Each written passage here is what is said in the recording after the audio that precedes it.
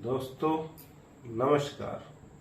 आइए जानते हैं आज के इस एपिसोड में कि पुत्र का सुख किसको प्राप्त होता है ना।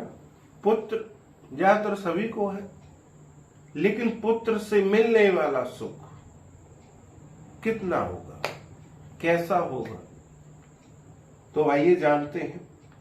सबसे पहले आप अपनी कुंडली को खोल लीजिए और उसमें देखिए कि यहां पर यदि 3 नंबर लिखा है,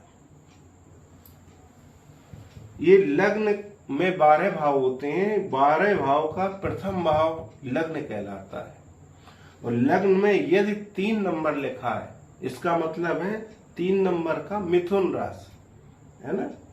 3 नंबर अथवा 5 नंबर, 5 नंबर का अर्थ है सिंह राशि, अथवा 8 नंबर, 8 नंबर का अर्थ है वृश्चिक राशि, अथवा 10 नंबर, 10 नंबर का अर्थ है मकर राशि। अगर ये राशियां आपके लग्न में बनी हुई हैं, कौन सी राशि? 3, 5, 8, 10। अगर ये राशियां आपके लग्न में बनी हुई हैं, इनमें से कोई एक राशि, क्योंकि ये वीडियो सभी का, पता नहीं आपकी जो कुंडली है वो किस लग्न के लिए हो, इसलिए मैं बता रहा हूं। इन अंकों में से किसी भी अंक का लग्न यदि आपका है तो उससे 5 घर आगे आइए। 1, 2, 3, 4, 5, ये हमारा है पंचम स्थान, संतान का भाव। अगर यहां पे बुध बैठा है, अगर यहां पे बुध बैठा है तो आपको पुत्र का भरपूर सुख प्राप्त होगा। ऐसा जातक समाज में मान सम्मान को आप बढ़ाने वाला होगा और घर में सुख और प्रसन्नता का कारण बनेगा। ऐसा जातक विद्या को ग्रहण करने वाला उच्च बुद्धि का होगा, प्रखर विद्वान होगा और अपने ज्ञान से सब बहुत कुछ आगे चलकर प्राप्त करने वाला होगा, जिससे उसका नाम चारों दिशाओं में, चारों तरफ फैलेगा और अपने परिवार का नाम रोशन करेगा। इसलिए उसके परिवारजनक भी खुशी होंगे। उसकी प्रसन्नता से, उसकी प्रसन्नता के जो गीत हैं वो सभी लोग गाएंगे। तो दोस्तों, एक और सूत्र जो है वो आपको बताने वाला हूं। अगर ये सूत्र है तो बहुत अच्छी बात। एक और सूत्र आपको बताने वाला हूं। अगर ये जो सूत्र बताया है वो यदि ना भी हो आपकी कुंडली में, अगर यहाँ पे पंचमेश कोई भी ग्रह हो सकता है, जैसे यहाँ पे 1 नंबर लिखा है लग्न पर, और तो 1, 2, 3, 4, 5, यहाँ पे 5 नंबर आएगा, तो 5 नंबर का अर्थ है सिंह राशि है ना। और यदि यहाँ पे 2 नंबर लिखा है तो 2, 3, 4, 5, 6, तो यहाँ पे आएगा कन्या राशि है ना। इसी क्रम में आपका कोई भी लग्न हो, कोई भी लग्न हो, XYZ, सूत्र क्या है कि पंचम भाव का मालिक, पंचम भाव का मालिक जो भी ग्रह है उच्च का हो।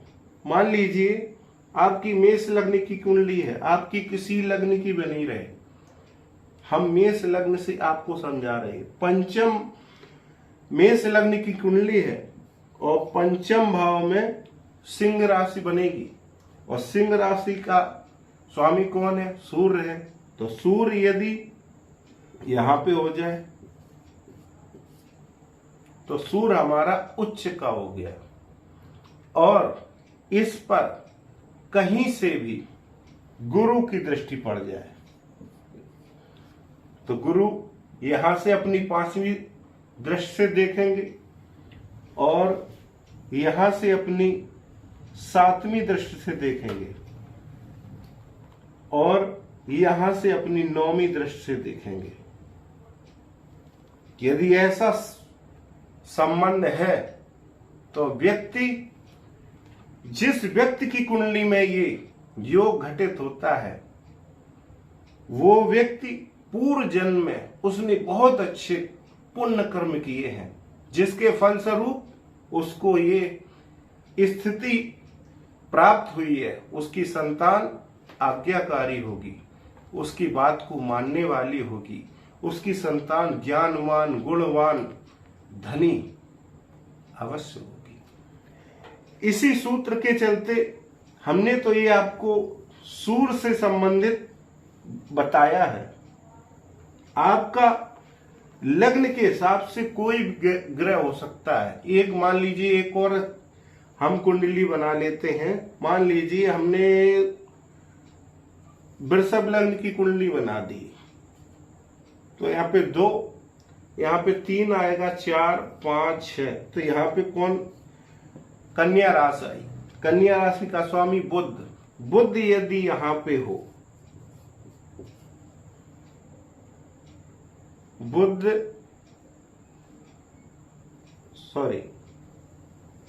यदि उच्च का हो, सूत्र क्या है? बुध यदि उच्च का हो, ये वृषभ राशि की, वृषभ लग्न की कुंडली है, बुध उच्च का होना चाहिए। जो भी ग्रह हो, पंचम भाव का जो भी स्वामी हो, उच्च का हो। तो बुध उच्च के कहां पे होते हैं? कन्या राशि में। और कहीं से भी गुरु की दृष्टि पड़ जाए तो गुरु की दृष्टि यहां से पड़ सकती है, 7वीं दृष्टि है ना, और यहां से पड़ सकती है 5वीं दृष्टि, और यहां से पड़ सकती है 9वीं दृष्टि। कहीं से भी पड़ जाए तो वो व्यक्ति महान, गुणवान, ज्ञानवान और अपने परिवार को साथ लेके कुटुंब का पालन करता होता है। तो जरूर देखिए अपनी कुंडली और बताएं आपकी कुंडली में कैसा योग है। तो दोस्तों, इतना सब आपको भली भांति समझ में आ गया होगा। तो अभी तक के लिए इतना ही। मिलते हैं और एक नई वीडियो के साथ। तब तक के लिए नमस्कार।